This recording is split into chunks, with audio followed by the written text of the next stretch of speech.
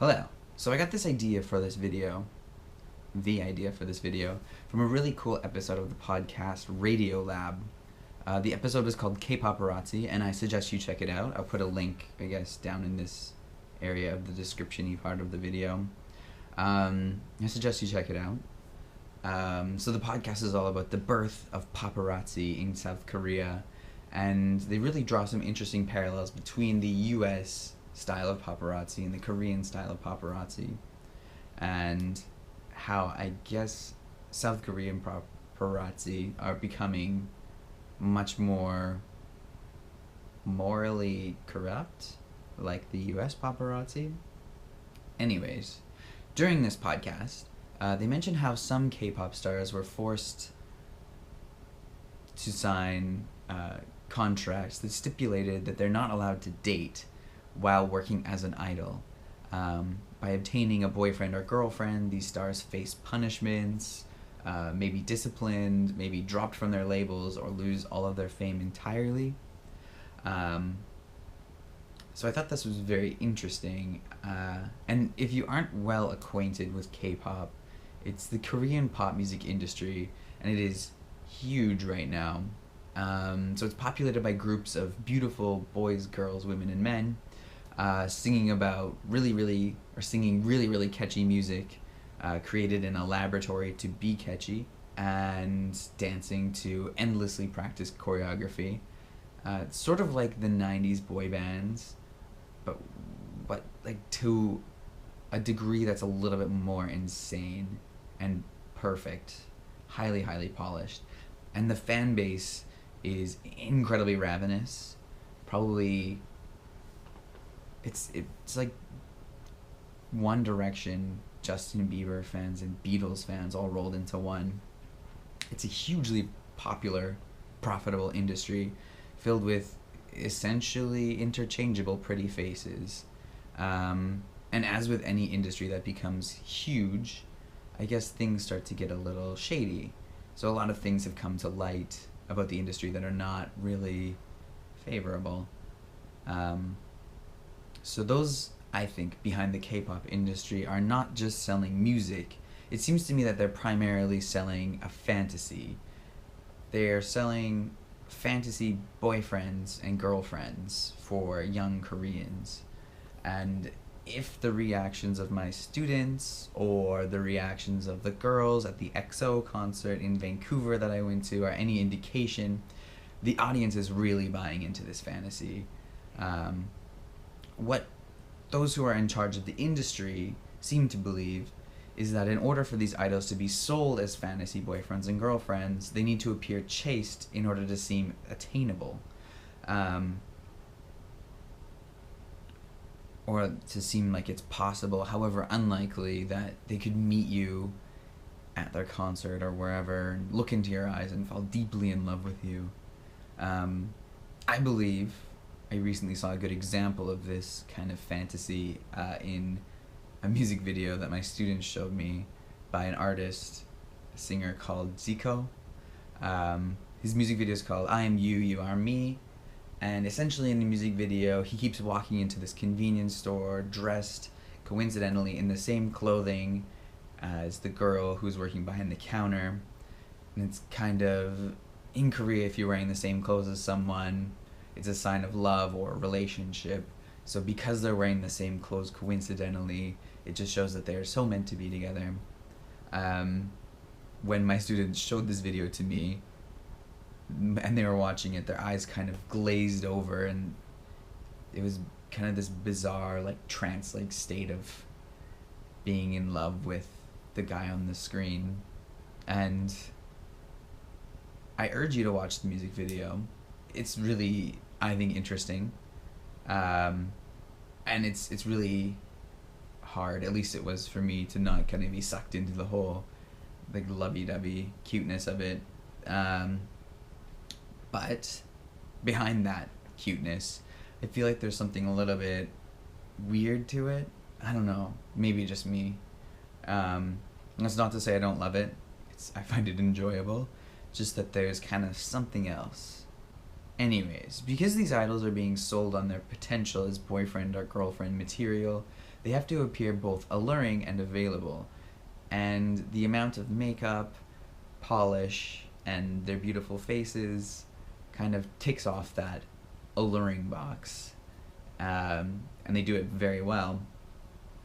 But in order to assure that they appear available, the labels have, it has come to light that some labels have forced the idols working underneath them to sign contracts that state that they're not allowed to date while under contract. Publicly, the labels state that this dating ban is to avoid scandals in case the stars get caught up in some sort of unsavory situation that would reflect poorly upon themselves and the label. But there have been a few groups that have, I guess, confirmed being subject to dating bans, and the details of their contracts are kept fairly secret, so it's really unclear how far this is spread, and how many people actually face a ban. And the strange thing to me is that people liken this dating ban to how celebrities in other countries are controlled by their labels or managers or what have you. And this could be true. It could be very similar, but to me it seems a little bit of an unnecessarily far reach into the personal lives of these performers. It seems that many of them are going years and years without being able to be in a relationship and kind of missing what I would think would be a valuable time to learn how to function in a relationship. And additionally, people kind of defend the bans by saying that they only stipulate that the idols not get caught in a relationship or have anybody provide proof that they're in a relationship. So as long as they're not photographed or seen by people on dates, it's perfectly fine. But even then, that seems still a little bit strange to me. And while what I think is really interesting about this is that these K-pop stars are really being paraded about primarily for how desirable they are. They're expected to appear in a highly sexualized manner, and at the same time, they almost seem infantilized with how chaste they're meant to be. They have to, I guess, walk this really, really difficult line of appearing sexy but chaste. It's these two different, like, contradictory ideals, and this seems to be very similar to the double standard that many women face, where they have to appear sexy without appearing slutty, or they have to appear chaste without appearing prudish, and you have to balance all this.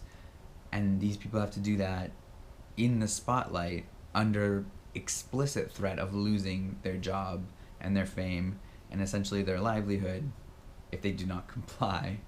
So these people are ironically sex icons that are kind of banned from sex. And another irony, I think a slightly worse irony, is that 90% of these K-pop songs are about love and relationships, and the only reason these people are in these situations where they're allowed to sing about love and relationships is a contract that forbids them from love and relationships. It's kind of painful if you think about it. And the most unfortunate thing, I think, to me, is that over 40% of Korean youth want to be K-pop idols when they're older.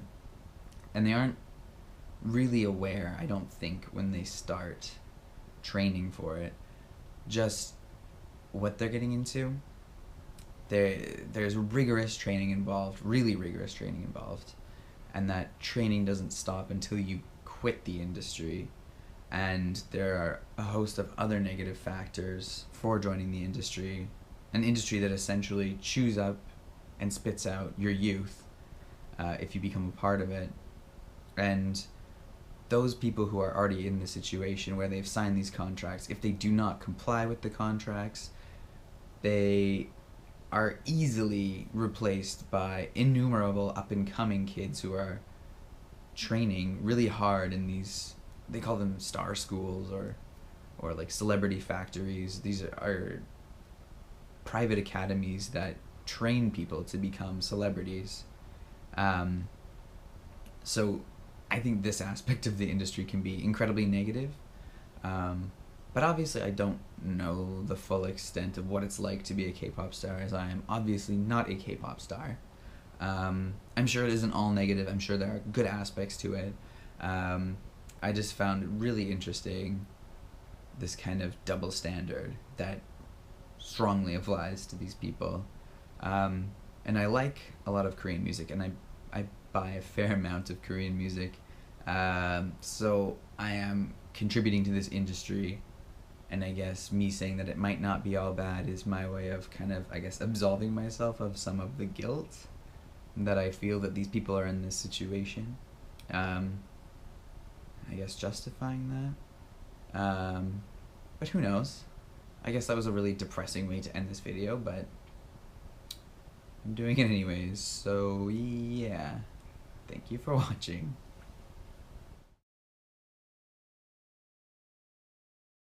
Korean music, to me,